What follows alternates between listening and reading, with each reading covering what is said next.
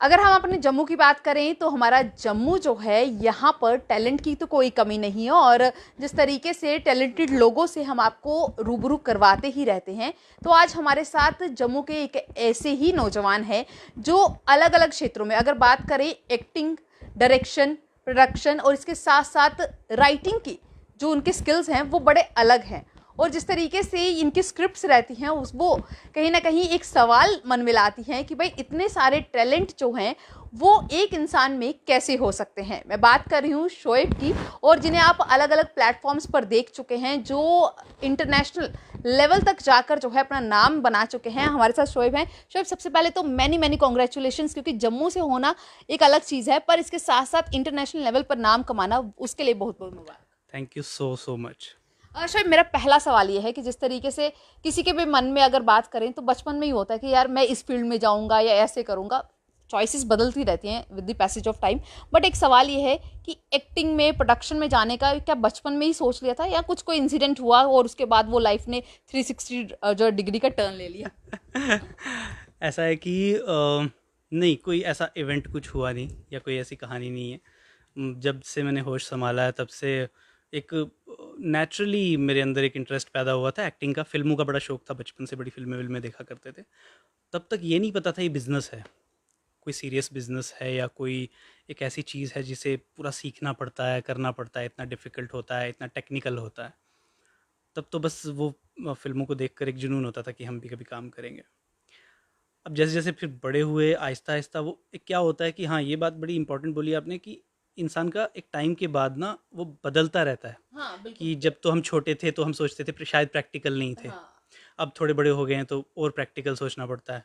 और being a middle class family, जो एक इंसान होता है जो मिडिल क्लास फैमिली से बिलॉन्ग करता है, वो और प्रैक्टिकल सोचता है, सिक्योर सोचता है। वो एक कंफर्ट ज़ोन में रहना चाहता है, क्योंकि उसके पास इतने ऑप्शंस नहीं होते, इतना अफोर्ड नहीं कर सकता कि वो अपनी एक लाइफ ख़राब कर दे पूरी 30-40 साल तक। तो क्या होता है जब आप बचपन में सोच रहे हो कि आपको एक्टर बनना है और फिर बड़े होने तक वो कंसिस्टेंसी जो है आपके अंदर कि आपको एक्टर ही बनना है, मतलब वो सच सपना आपका सच्चा है। फिर बड़े होते गया, स्कूल ज्वाइन किया, फिर कॉलेज ज्वाइन किया, तब तक वो सपना वैसा का वैसा ही था। और फिर आहिस्ता आहिस्ता यहाँ पर जम्मू में एड फिल्म्स बनाने शुरू किए, कुछ सॉन्ग्स, एल्बम्स, सिंगल्स, ट्रैक्स वगैरह ये सब शुरू किया। तो काम साथ साथ में खुद ही मिलता भी गया, तो वो चीज़ें कभी रुकी ही नहीं। रुकी नहीं, मतलब बचपन में तो ठीक था। बट ऐसा होता है ना कि बचपन की मुझे मेमोरीज, क्योंकि अगर हम बात कर रहे हैं तो बचपन की मेमोरीज याद होती है क्या ये मूवी देखने गए थे या डांट पड़ती थी, क्योंकि उस टाइम पे पेरेंट्स चाहते हैं कि बच्चे पढ़ाई की तरफ फोकस हों ज़्यादा ज़्यादा। और हमारे यहाँ पर एक कल्चर है कि लड़का है तो भाई एक परमानेंट गवर्नमेंट जॉब तो होनी ही चाहिए, ऐसा भी। तो कभी ऐसा हुआ है कि मूवीज देखने पर या सिंगिंग या एक्टिंग करने पर घर से वो डांट या कभी मार पड़ी हो? नहीं, मेरे घर वाले बड़ी फ़िल्मी हैं सारे के सारे। तो मेरे पेरेंट्स हमेशा जम्मू हमें स्पेशल लाते थे, क्योंकि हम पुंछ से बिलॉन्ग करते हैं, तो हम छोटे-छोटे थे। वो जम्मू लाया करते थे, 2-3 दिन 4 दिन यहाँ रहा करते थे होटल में, 1-2 पिक्चरें देखा करते थे और फिर उनके साथ वापस जाते। तो कहीं न कहीं उधर से ही डेवलप हुआ है सारी चीज़ें। तो वो इसके कसूरवार वही हैं। तो उन्होंने कभी ऐसा नहीं किया। दूसरी चीज़, प्रेशर कभी नहीं हुआ पढ़ाई का। घर वालों ने कभी नहीं कहा कि तुम इतने मार्क्स लाओ, इतने परसेंटेज लाओ। शायद उसकी वजह से ही हम खुद डिसीज़न ले पाए। राइट। शोएब, जैसे आपने खुद ही कहा कि आप पुंछ से बिलोंग करते हैं, एक तो बॉर्डर एरिया है, वहाँ पर एक्सपोजर नहीं है इतना। वहाँ पर अभी भी अगर बात करें तो एक्टिंग की तरफ, डायरेक्शन की तरफ जाने का लोगों को ध्यान नहीं आता। उस एरिया से निकलकर मुंबई तक जाना एक जर्नी रहती है। वो जर्नी कैसी रही है? कितने अप एंड डाउन्स देखने को मिले हैं? और उस जर्नी में अगर कुछ स्पेशल पॉइंट रहा हो, कुछ स्पेशल मोमेंट रहा हो, तो वो क्या रहा? देखिए, ऐसा है ये बात कहीं न कहीं एक वक़्त तक सच थी कि पुंछ में लोगों को एक्सपोज़र नहीं है, बट अब बड़ा एक्सपोज़र होने लगा है। जब से इंटरनेट और इंडिया डिजिटल हो रहा है, तब से एक्सपोज़र छोटे-छोटे गाँव में दूर-दूर तक लोग सीख रहे हैं, है ना? और अलग-अलग प्लेटफ़ॉर्म्स चल रहे हैं सिखाने वाले। और मैं भी तो वहीं से बिलॉन्ग करता हूँ, तो अगर मुझे एक्सपोज़र है तो बहुत सारे और लोगों को भी है। हाँ, ठीक है कि वो काफ़ी दूर-दराज़ का एरिया है पुंछ, और एक बॉर्डर एरिया है, एक गाँव है। बट क्या होता है कि आप फ़िल्म इंडस्ट्री में जितने लोग देखोगे, जितने सक्सेसफुल एक्टर देखोगे, बहुत सारे लोग ऐसे हैं, ज़्यादातर लोग ऐसे हैं जो छोटे शहरों से और गाँव से आए हैं। जब मुंबई के ज़्यादा लोग नहीं हैं वहाँ पर। मुंबई में बसे हुए जो जितने भी फ़िल्म स्टार्स हैं या जितने भी डायरेक्टर प्रोड्यूसर हैं, वो सब कोई यूपी से है, कोई बिहार से है, कोई हिमाचल से है, कोई पुंछ से है।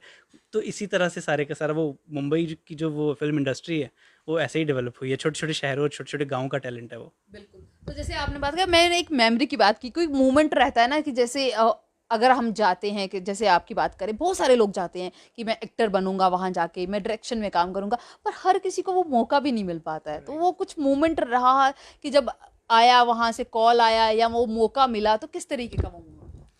सबसे पहली चीज़ ये मैं बड़ा ऑनेस्टली बताऊँ, मैंने कभी स्ट्रगल नहीं किया या कभी ऑडिशंस नहीं दिए। उसका सबसे बड़ा रीज़न था ये था कि मेरे जो बड़े भाई हैं राहत काज़मी, वो खुद एक डायरेक्टर हैं। उन्होंने काफ़ी स्ट्रगल किया है, वो प्लेटफॉर्म्स पे सोए हैं, उन्होंने काफ़ी कुछ किया है, जो टोटल फिल्मी स्ट्रगल होता है वो उन्होंने किया। शायद उसकी वजह से उनसे हमें सीखने को मिला।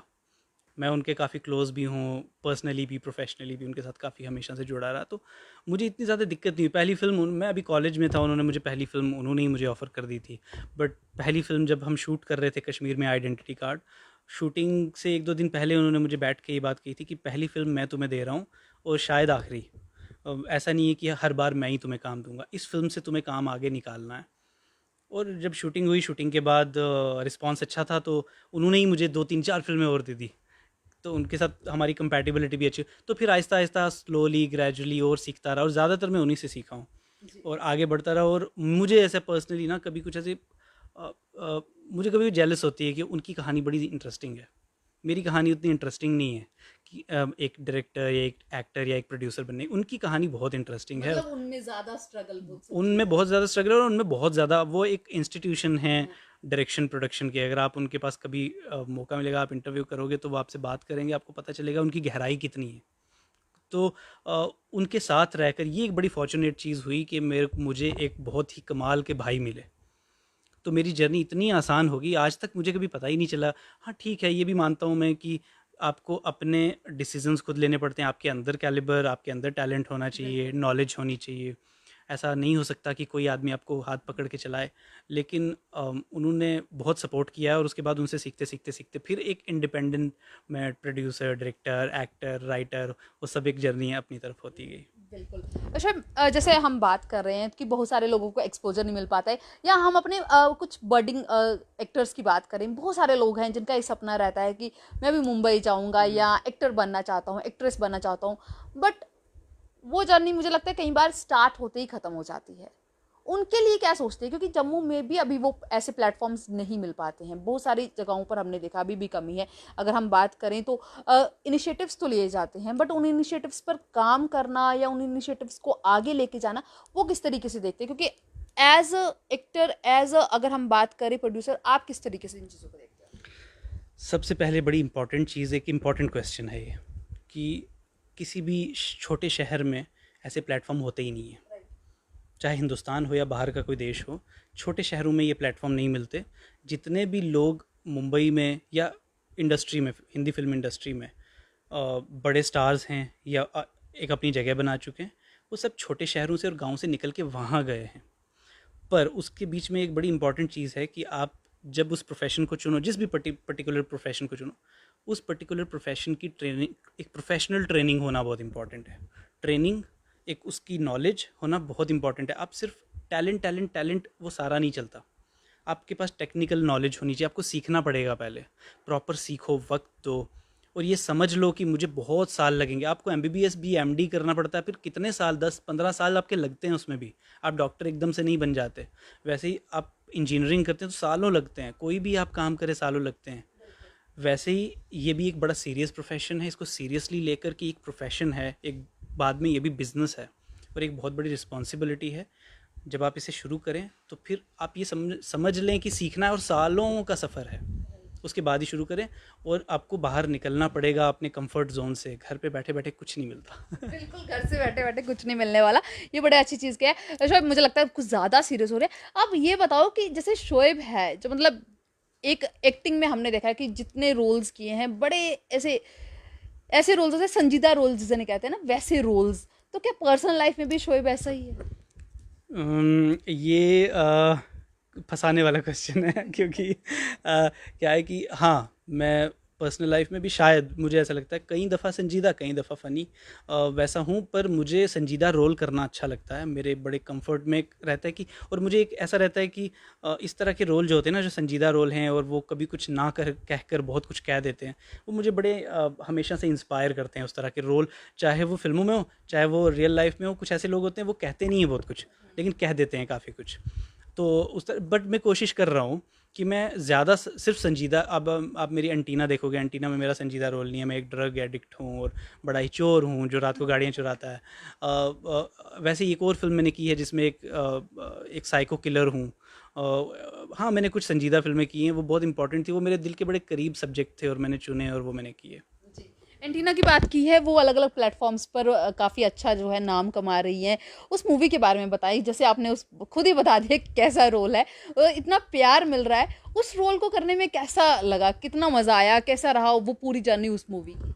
बड़ी क्लोज टू हार्ट फिल्म है। उस फिल्म की जर्नी ऐसा था कि बचपन में हम लोगों ने भी 90s में हमारे घर पे टीवी होता था तो एंटीना नहीं होता था ऊपर, तो एंटीना ना होने की वजह से स्टेशन नहीं आता था, और शक्तिमान का बड़ा फ़ैन था मैं।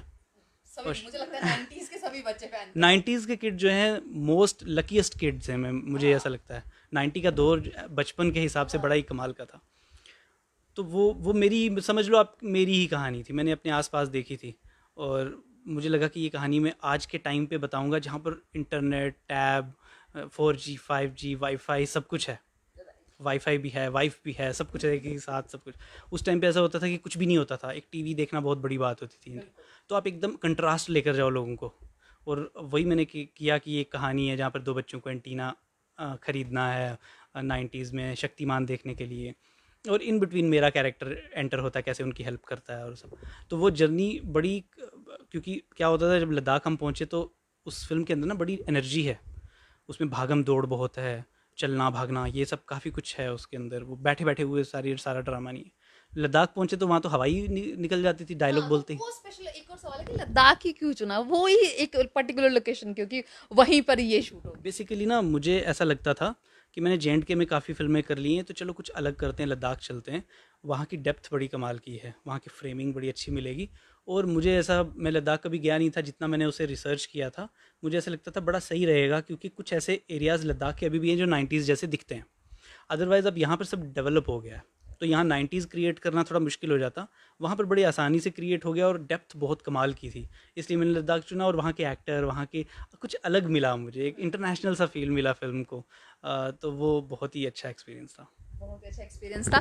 तो शोएब, आखिर में जाने से पहले मैं, जैसे कि हम बात कर रहे हैं, आपकी भी बीच में बातें कर रहे हैं कि पर्सनल लाइफ में कैसे हो ये वो, तो अपकमिंग प्रोजेक्ट्स कैसे रहेंगे? क्या-क्या देखने को मिलेगा? किस तरीके के रोल्स जो हैं शोएब की तरफ से देखने को मिलेंगे? बहुत सारे प्रोजेक्ट्स हैं, मैं एक दो प्रोजेक्ट्स बता देता हूँ। एक प्रोजेक्ट मेरा आ रहा है, एक country of blind, Hina Khan के साथ है। हिना खान हैं, इनाम भाई हैं उसमें, और कुछ और एक्टर्स भी हैं, बहुत अच्छे एक्टर, अनुष्का सेन हैं।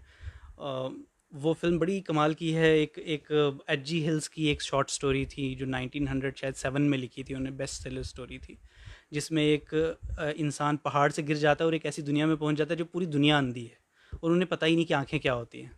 वो बड़ा एक्साइटिंग प्रोजेक्ट है मेरा आने वाला।